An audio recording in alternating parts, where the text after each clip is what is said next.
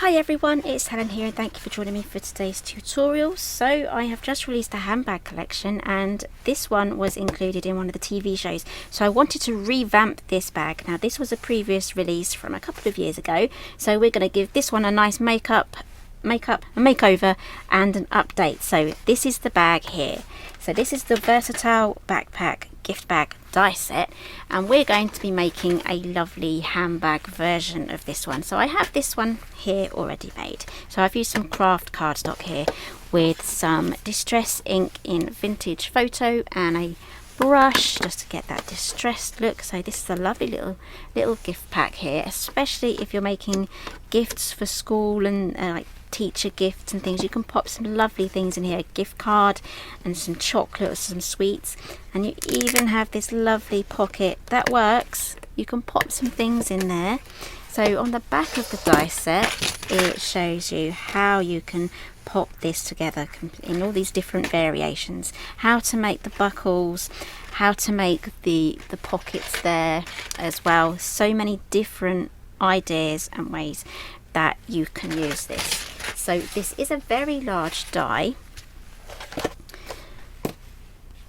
It will fit through an A4 die cutting machine, even though this is slightly longer than the width of an A4 piece of paper. It should still go through. This will go perfectly when you're using 12 by 12 papers. As you can see, that has cut out perfectly. Just cut down your 12 by 12 paper to the right size using your die as an outline. But if you do use this on an A4 sheet, it does not matter if you lose this little section here.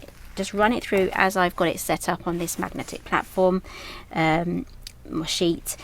It does not matter if you lose just these little bottom sections, especially if you cut it straight. Okay, so I've die cut 2 of these, and I've used the papers, my brand new floral papers, Florals and Plaid paper pack, 250 GSM. Now I've used this brown faux leather one there, and for my top lining I've used this quite a lot in my tutorials, so we're going to have that one there for the top lid. I think that looks absolutely just really pretty. And then I've got my handle for the top there. So here is the other half of the die set. I've got all the accessories still in here, that you get quite a lot of metal in here, but I'm just featuring the main parts. So we have the handle here. You can have this on the top or on the back there to make your rucksack backpack handles. Depends where you're from actually, whether you say rucksack, backpack. What do you say? Let me know down in the comments. And then we have these trellis dies here. So for this one I've used this lovely floral one here, and then we have this geometric one just there. Now this die here is the top flap. This part here that does not have the rounded corners, this goes down the back there, so you can add another trellis die or the same trellis die either side. Or what I've done is I've popped my paper through, and I've got the edge of the paper here, and I've run that through just like that, so I don't need to have this extra panel going down. And this little section here, let me fold this up so you can see, this is the flap here. I won't be using any of these dies here because I want the paper to be featured. I'm just going to taper those in, and that will go inside the bag. Okay, let's get this assembled. So as I said, I've die cut 2 of these from the brown paper, the brown faux leather paper, the pebbled leather, I think that's what it's called, pebbled leather. So I'm just going to fold all of these score lines.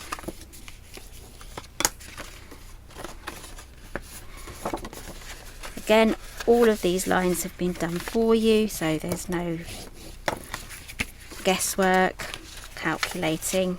Everything's done, that's ready to go. Do the same on the other one, super easy. Use your bone folder, that will really help give you some nice crisp lines.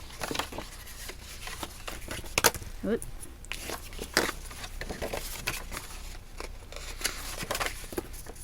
Okay, and now we're ready for assembly. Super easy. So add your glue just to your side tab here. Did I fold that one in? There we go. It's always best to get your gusset folded in before we assemble. Right, so add your glue. You can use double-sided tape. I'm using my favourite, Cosmic Shimmer. Dries super fast. Now line these up, making sure that everything is lined up top and bottom. So we have this line, base line here, going across. Press that down. Okay, you should now have something that looks like this. Now at this point is where I would like to add my flap. So I'm going to grab some scissors and I'm just going to trim just into those corners. There we go. And then I'm going to add that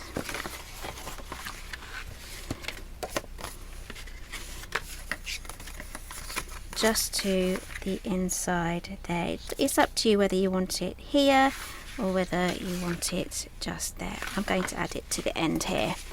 Okay, so I'm just going to add glue all over this flap just there.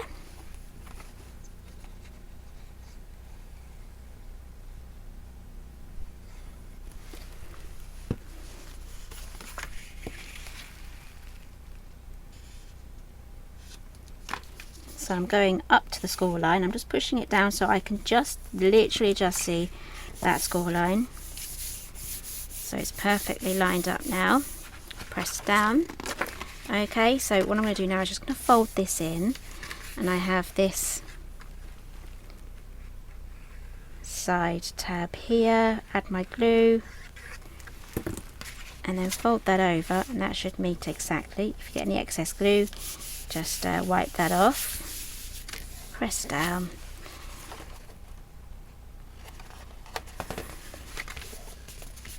Okay, this is pretty fast drying glue, so I should be able to kind of just move over now to my next section, which is these bottom flaps. It might want to come apart here actually.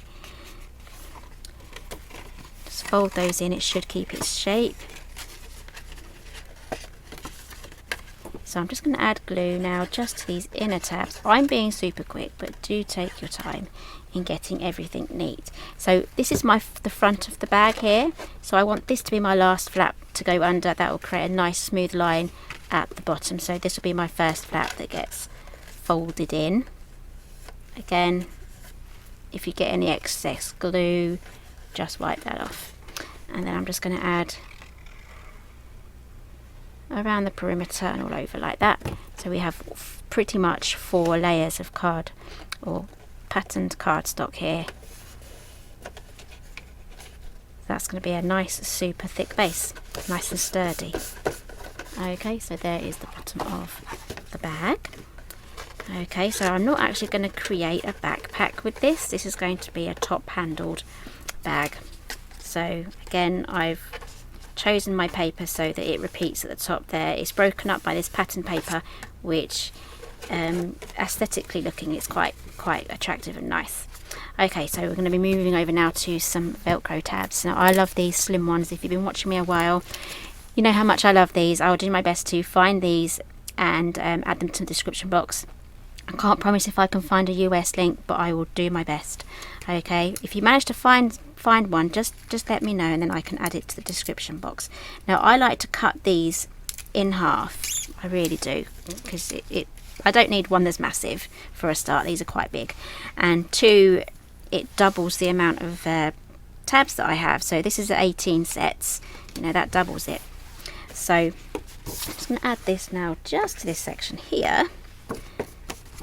Now there is a technique for this. Some people do find that it doesn't stick down properly, and that's because you need to press it down. But because of the nature of this 3D box, you don't want to squash your box by pressing it down. So first off, I'm just doing my best here just to line up to make sure this flap is straight. So I can just pop my fingers there, slide down. That is nice and straight. And I'm just going to gently press. Don't press too hard because you'll literally just squash your box, which we don't want you to do. So just press that down there, and I'm just got a pokey tool, or you can use your scissors just to help you separate these two, because some of this is going to want to lift up. As you can see, it wants to lift off there because it's not been pressed down. So just gently lift that up. There we go. I've pushed down on that very gently with my pokey tool, or my scissors, just to keep that on there. That's now separated. So now we can just go in with our fingers and just stick my hand in there just to support that, and just press everything down.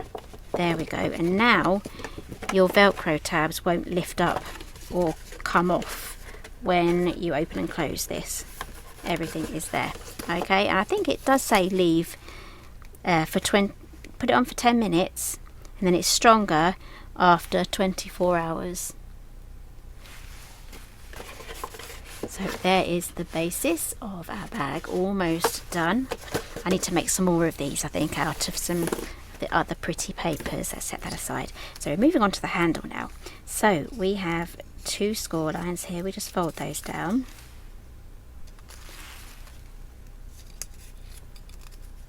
And if you have any metal hardware that you'd use on a real handbag, you can add that on there too. I think I might add some sort of embellishment or a faux lock on there. You can buy those as well. So have a look on Amazon and see what you can find. So I'm going to get my bone folder now. I'm going to curve this, create a nice curve, and then I'm just going to pop this on the top, and that is our nice little bag. And it's sort of like a daytime bag, I guess, or an evening bag, where you need to be a little bit dressy. It's not like an everyday bag where you need to have the kitchen sink in there and everything. So again, this is a lovely little wedding bag, Mother's Day bag, especially when it's teamed up with papers. So I'm just popping this on here. Now if you want to, you can cut 2 of these and line it like I've done with my other bags,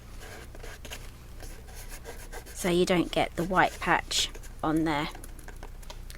That is our bag. Isn't that really pretty? I'm not going to hold that up because I've literally just glued that down.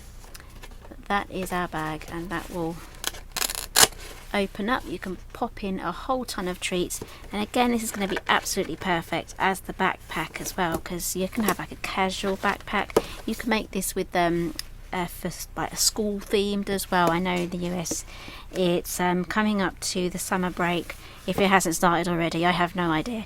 I mean, our summer break starts at the end of July, so we've got a good few weeks left before we can take our time off for the summer. So yeah. So anyway, so this is the what is it? Versatile backpack gift back die set. It's been a while since I've played with this actually, so yeah, I can think of quite a few things that I can make with this.